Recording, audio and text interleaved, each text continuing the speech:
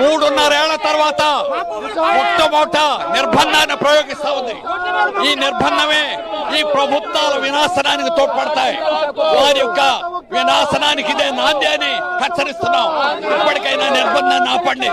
Police నిర్బంధం ఒకవైపున మా ఉద్యమానికి మద్దతు ఇస్తామని చెప్తూ పోలీసుల నిర్బంధాన్ని ప్రయోగించడాన్ని అఖిలపక్ష కమిటీ తీవ్రంగా ఖండిస్తున్నాం. సిఐటి ఖండిస్తా ఉంది. మా ఉద్యమాన్ని మరింత ఉధృతం చేస్తామని రాష్ట్ర ప్రభుత్వాన్ని హెచ్చరిస్తున్నాం. ఇప్పటికైనా నిర్బంధాల ద్వారా మా ఉద్యమాన్ని మీరు అణచలేరు.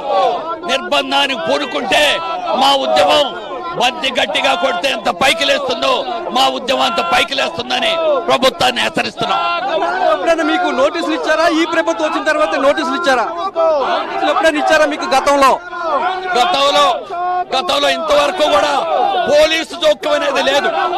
ఈ 3.5 సంవత్సరాల్లో పోలీసు జోక్యం అనేది రాలేదు.